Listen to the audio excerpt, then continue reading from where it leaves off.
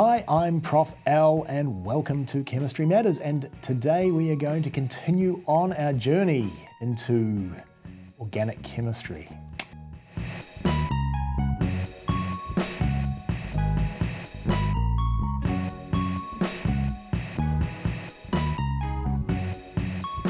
We are going to pick up where we left off in the last video by looking at how we can properly represent organic molecules, because organic molecules can be small, they can be massive, and so we want some way of being able to show what their structures look like without having to write out every last atom in the molecule, okay? So let's start with the molecule that we were talking about last video, and that was C4H10, which is butane, like so. Okay. HH. There we go. So that is C4H10, and again, as you can see, it took quite a while to write out. Now, we said last time that we could write that as CH3, CH2, CH2, CH3, which is perfectly acceptable. Okay, so a condensed structural formula and a structural formula. Can we do better? The answer is yes, we can. How much better? Well, we can do that, and there you go. There's butane. Okay, and that is easy, isn't it? Okay, right, so let's show you how we get from our structural formula to our what we call line structure now, okay? So we are saying now that this is the structure of butane, and that didn't take very long to draw at all. So what does this mean? Let's go through this example and show how we get, as I say, from C4H10, your structural formula, to this. Okay, so the first thing that we do with our structural formula, which is here, drawing it all out again, which is precisely the reason that we go to line structures, is, right, so what we're going to do is we're going to remove all of the hydrogens that are on carbons, that are bonded to carbons, okay? So let's get rid of all of those. And once we do that, things will become very, very obvious, okay? Right, so all of the hydrogens that are attached to carbons, we get rid of. Just like that, okay? And we're left with this, okay? And then what we do is we replace each carbon either by the end of a chain or as a kink in a chain. Okay, so we're going to have those 4 carbon atoms joined together. The end carbon atoms are going to be represented as the end of the chain. The middle carbon atoms are going to be represented as kinks in the chain. And so we go quite happily from there to there, okay? And that now is our line structure of C4H10, butane. Right, so let's see what's implicit in this line structure. Implicit is that, okay, carbon atoms come at the end of a chain or at kinks in the chain. And then the other implicit thing is that you make up the structure so that each carbon has got 4 bonds, okay? And again, they could be single, double, triple, whatever, but we can figure out what the number of hydrogens attached to any of the carbons in the chain is simply by looking at how many carbons are attached to that particular carbon, okay? And then we make up that value to 4 using hydrogens. Bit long-winded. What does this actually mean, okay? So it means that we have got, in this case, at the end, we've got this carbon having at the moment 1 bond, okay? It's got 1 bond at the moment, so that means the other 3 bonds that it would form to make its 4 bonds must be all hydrogens. So this carbon atom must have 3 hydrogens attached to it. This carbon atom, now it's bonded to that one and to that one. So it's bonded to 2 already, so therefore the other 2 bonds that it needs to make up to 4 are going to be through hydrogens, and so therefore this must have 2 hydrogens attached. This one, likewise, this carbon atom is bonded to that one and that one, so 2 other carbon atoms, and so therefore this one must have 2 hydrogens attached. And then this is an end carbon atom, a terminal carbon atom as we would call it, and so therefore it must be bonded to 3 hydrogen atoms, and you might be able to hear the fire engine going there in the background. So that will be a CH3. This will be a CH3, a CH2, a CH2, and a CH2. And that is now a line structure, okay? So that we converted butane C4H10, the structural formula, to a line structure. Let's do another quick example of that. Let us go, and remember this was butane. Why do we write them as kinks? Why do we write sort of a zigzag chain? Because that's the way that they look, sort of, in real life. Okay, like that. Let's draw that other molecule that we talked about in the last video, which is also C4H10, but which has a different structure. Okay, and that, remember, was C with an H here, CH3, and a CH3, and a CH3. That is a structural formula. Okay, how are we going to draw the line structure of that? Well, we could draw it like that, okay? Or in fact, we could draw it like that as well. Those two are absolutely equivalent to each other, and let's show that that is in fact the case. So let's look at this left-hand side one first. We have got a central carbon here that is bonded to 1, 2, 3 carbon atoms, so therefore the 4th bond has to be to a hydrogen. So this is a CH, that's this guy here. This carbon is bonded to 1 carbon, so therefore it needs another 3 bonds. Those 3 bonds are going to be CH bonds, so that is going to be a CH3. This one here. This one here is bonded to 1 carbon, so again 3 more bonds to make up, so that's going to be a CH3. And this guy here likewise bonded to 1 carbon, so it's got 3 others to make up, and so therefore that's going to be a CH3 as well. So there is your structural formula, there is your line structure. This is absolutely the same, okay? A CH3 here, a CH3 here, a CH3 here, and this one is bonded to 1, 2, 3 carbons already, so you must have a CH here. So they're both C4H10, they are both 2-methyl propane, okay? And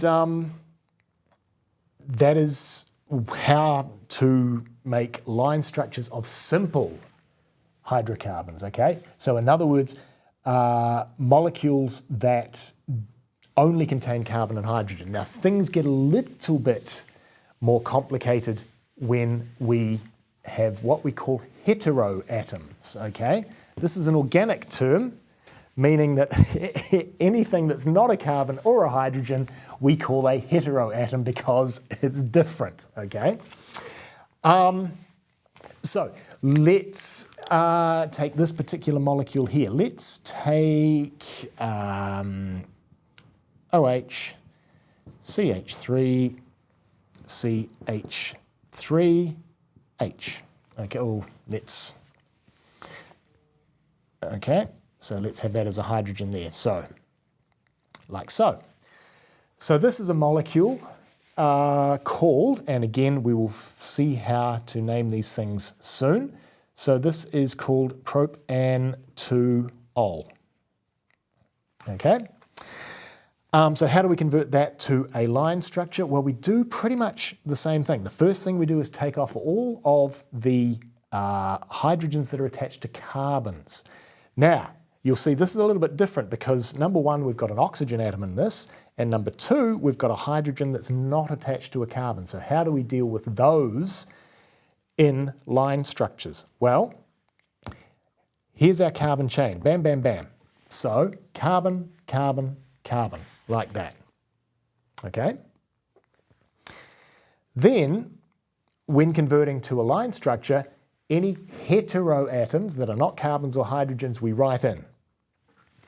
Okay, so we put them in, so we're going to put in that oxygen there, and any hydrogen atoms that are attached to a hetero atom, we put in as well. Okay, so we would do it like that. Okay, or equally, we would do it like that. You don't have to necessarily show specifically the OH bond, it could just be like this. But both of those are acceptable line structures for the molecule propan-2-ol. Okay? Propan-2-ol. So hopefully you're getting the hang of this now, and the fact that it's really, really simple, or let's say it's really, really quick to draw these structures once you know what you're doing, okay? To go from a structural formula or a structural diagram to a line structure like this, okay? So let's do the reverse then. Let's take a molecule, let's say this one here, whoopsie, went wrong straight away.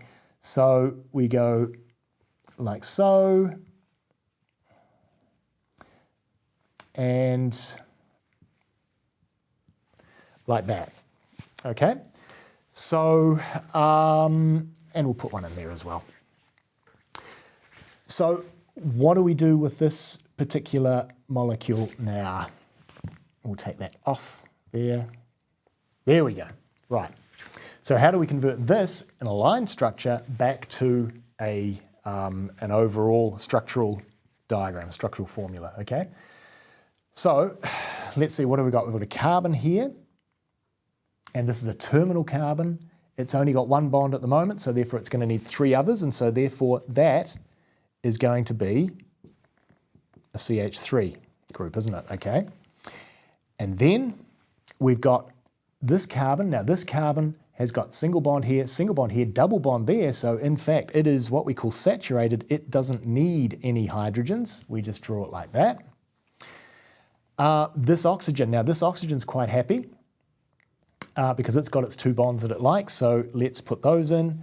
And then what have we got here? We've got a kink, so that means that that's a carbon. It's got two bonds already, so to make up to four, it's going to need two hydrogens. And then this terminal one has only got one bond to another carbon, so 1, 2, 3, okay? And so that's going to mean that it is a CH3. So we end up with a formula looking like that, or indeed, if we're going to write it out absolutely, we would write it like that there. So basically what you're seeing is that there are a whole lot of different ways of representing organic molecules. Going from the quickest to draw here to the slowest to draw here. And again, you could represent this as CH3CO, and then another O, and then a CH2 and a CH3. That would be your condensed structural formula there, okay? Yeah, so there's all sorts of ways of doing this. We could even, as I did before, you could write this as a CH2, CH3, like so, and have that as a CH3, like that. And again, you'll find some people even write this as H3C because the carbons are bonded to each other, not the hydrogens, etc., etc. But there's a whole bunch of different ways that you can do this, okay? So generally line structures are preferred, I think, amongst the organic community when it comes to drawing structures, okay? And if you play around with line structures, you can make some quite nice molecules. And so, for example, this is a molecule that is known, okay? And surprise, surprise, that is a molecule that they call houseane, okay? So it's an alkane, we'll learn more about them. It looks like the shape of a house, and so they call that particular molecule houseane. This particular molecule here, if I can draw this properly, looks like this. And surprise, surprise, that is a molecule called cubane. And very important molecule in organic chemistry, this. Lots of people were trying to make this for many, many, many years. Very difficult molecule to make. C8H8 is its formula. Very, very highly strained molecule. Those of you who go on and do some organic chemistry will learn about this most definitely in your organic chemistry courses. And the ultimate, I think, the ultimate in line structural diagrams come here. Okay? Now, if you can see this here, you will see that these are molecules that look like little people. And this is a molecule called nanokid, and this is a molecule called nano ballet dancer. I kid you not. And these molecules are real, okay? They have been made, and they've been made specifically to look like people.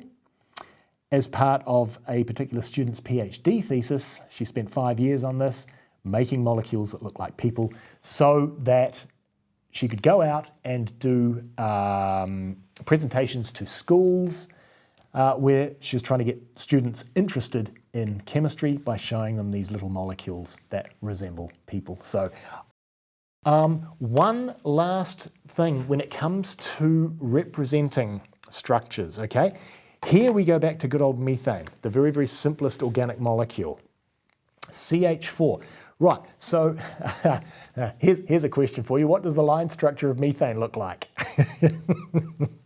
Think about it. Think about it. Okay, this is methane. Now, it is a three-dimensional molecule. It absolutely is.